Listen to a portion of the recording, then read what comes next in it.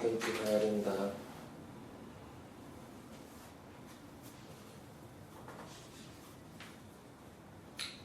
이제 가등기라는 것에 대해서 공부를 하기 위해서는 가등기에 대한 개념, 그리고 어떤 법적 주소, 기본적으로 알아야 되는데요.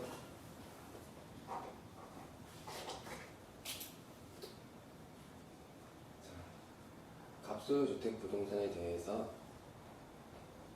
A라는 사람이 가등기를 해놓고 B라는 사람이 근저당권을 신청해서 근저당권을 설정해 놓은 상태에서 경매에 넘어간다. 자, 그랬을 때 이 가등기는 선순위 가등기가 되는 거죠. 자, 원칙적으로 가등기든 뭐든 말소 기준 권리보다 앞서면 무조건 인수입니다. 그렇죠? 이렇게 되면 선순위이기 때문에 인수입니다. 인수. 이게 원칙이에요. 그런데 선순위임에도 인수를 하지 않는 것을 찾아내는 게 우리의 목적이잖아요. 늘. 가등기에서도 그렇겠죠. 자, 그럼 가등기는 뭔가부터 알아야 되겠죠. 가등기에는 두 가지 종류가 있습니다. 첫 번째, 소유권 이전을 소이청이라고 할게요. 소유권 이전을 청구하기 위한 가등기. 그리고 두 번째는 담보 가등기가 있습니다.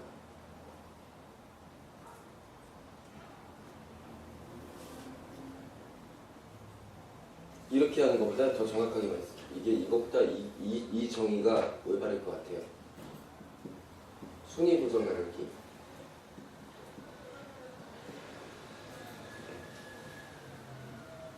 담보 가등기와 순위보전 가등기가 있습니다. 이 가등기권자한테는 어떤 권리가 있냐면요. 소유권 이전을 청구할 수 있는 권리가 있는 거예요. 소유권을 내게 이전하라는 것을 청구할 수 있는 권리. 그것을 등기하는 게 가등기예요. 그렇죠? 소유권이 이전되어서 본등기죠.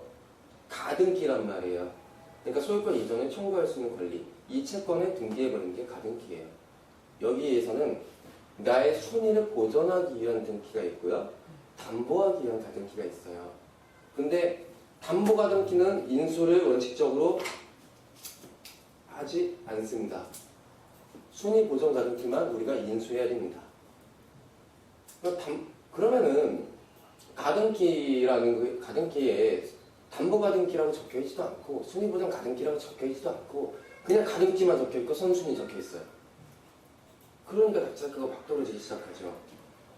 왜? 이거는 잘못 들어가면은 보증금 인수가 아니고 그냥 소유권에 날리는 거예요. 낙찰 받고 나서. 이건 정말 끔찍하잖아요. 그렇죠? 그래서 우리가 가등기에 대한 개념부터 잡아야 되는데 어떤 법적 주소, 법적 어떤 주소를 우리가 알고 있어야 됩니다. 자, 등기에는요 두 가지 종류가 있어요. 전국 등기, 다 법률 용어입니다. 네. 그리고 예비 등기가 있습니다. 그리고 이 예비 등기 안에 가등기가 있고요. 예고 등기가 있어요. 예고 등기는 폐지되었지만 나중에 그래도 나올 거예요. 두 가지가 있습니다. 자, 종국 등기는 종국적으로 권리의 변동을 발생시키는 등기란 소리예요. 예비 등기는요, 어떤 뜻을 내포하고 있냐면은 경고예요, 경고.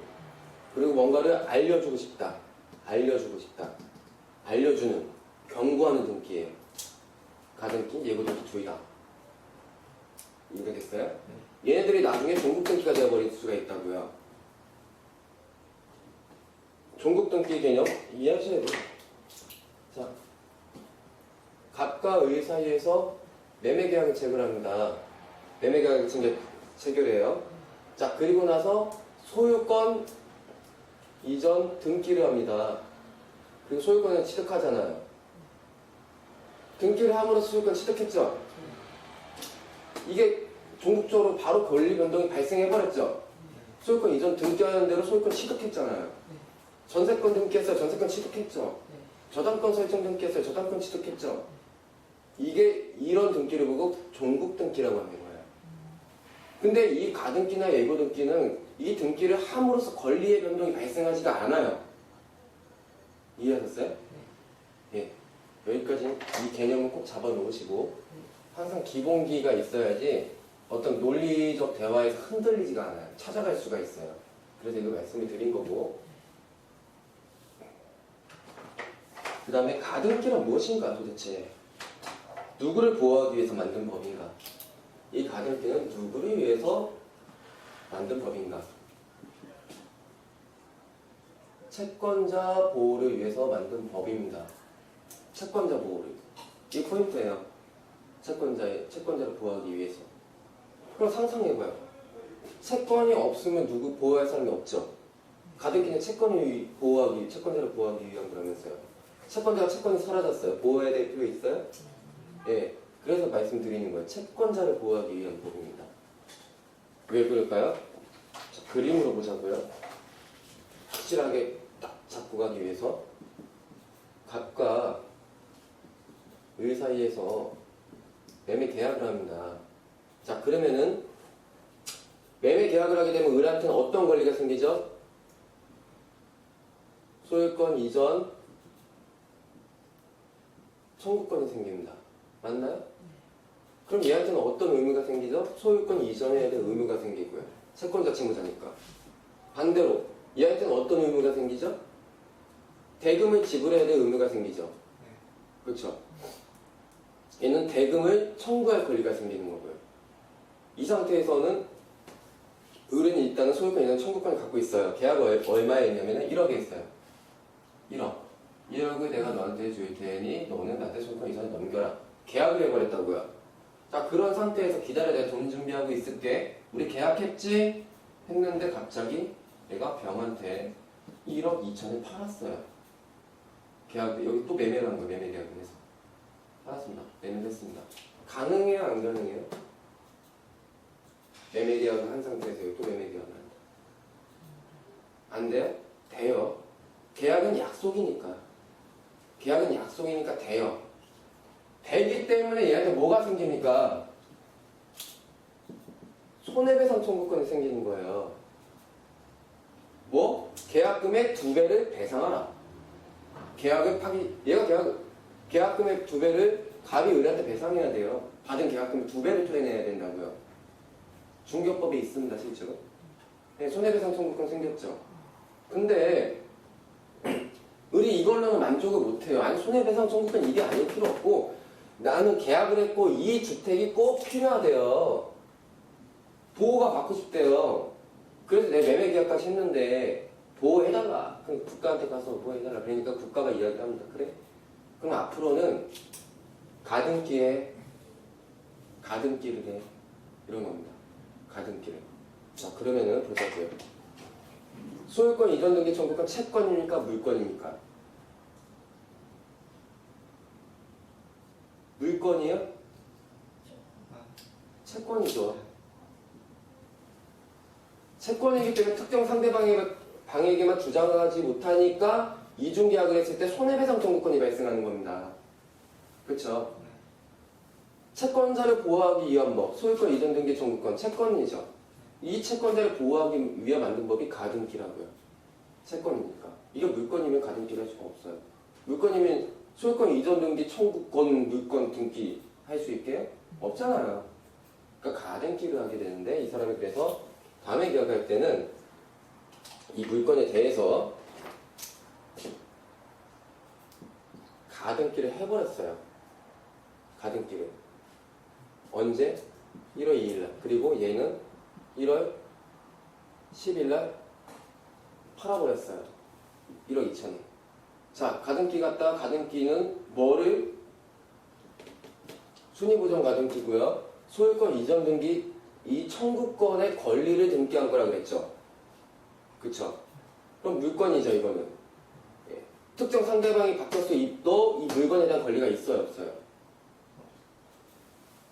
채권은 특정 상대방이 바뀌었을 때 권리가 없잖아요. 병한테 가서 야, 내 거야 못하죠. 예. 가등기는 물건이기 때문에 갑에서 병으로 소유자가 바뀌어도 이 물건에 대한 권리 주장을 할 수 있어야 되잖아요. 그쵸? 제3자한테 대항할 수 있으니까, 물건은. 자, 그러면 이렇게 할 수가 있어요. 병한테 가가지고 미안하지만 네가 등기했어? 나 가등기 해놨어. 그러면서 야 등기 내놔 할 수가 있어요. 너무 중요해. 그리고 어떻게 하느냐, 얘가 알아서 등기 줄게 이럴까요? 아니죠. 뭐 말도 안 되는 소리 하지 마라 뭐라 감정 싸움 되고 뭐 XX가 나왔어요. 그럼 어떻게 해야 된다? 가등기 물건이죠. 말로 안 통하면 어떻게 하느냐, 내나 한번 말하고 나서요. 그 다음에 국가를 찾아갑니다. 법원에 찾아가요. 법원. 소송 제기하느냐? 아니에요. 줘야 될 돈 얼마예요? 1억이죠.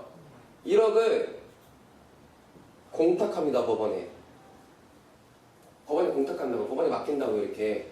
그리고 법원에 맡긴 상태에서 등기를 직권으로 이전시켜버립니다. 국가에서. 그리고 갑한테 연락해요. 야, 너 1억 갖고 있으니까 갖고 가라. 얘 가등기에 그냥 본등기했다. 이해됐어요? 네, 이게 가등기입니다. 무서운 권리잖아요. 우리가 경매 낙찰받았을 때도 마찬가지예요. 이러니까 소유권을 날린다고요. 이게 담보가등기인지 순위보전가등기인지 굉장히 중요해요. 1월 2일날 내가 소유권 이전 등기 청구권, 이 권리의 이 순위를 보전하기 위한 관리인지 아닌지는 굉장히 중요하다고요. 네. 그래서 나중에 이 사람들에 대해서 나중에 뭐 등기하고 살고 있으면은 인도명령 신청해야 되잖아요. 낙찰 받고 나서. 등기 나한테 넘어왔고 너 뭐 나가라 만약에 가등기권자가 그런다고 쳐보자고요. 그럴 때 인도명령 신청서를 넣을 수 있겠죠. 그렇겠죠. 경매가 아니라도 예, 얘가 안 나가주면 그럴 수 있겠죠. 그랬을 때 인도명령 넣을 때 보존이라고 그랬어요? 보전이라고 그랬어요? 순위 전이에요. 이 법률 용어 정확하게 쓰는 연습해야 돼요. 순위 보존 가등기 해놨는데 하면서 인도명령 신청서에 적죠. 판사가 이따 웃어요. 그렇기 때문에 순위 보존이 아니고 순위 보전이다. 법률 용어 정확하게 알아놓으시고, 가등기에 대해서 개념이 이제 완전히 잡히셨죠.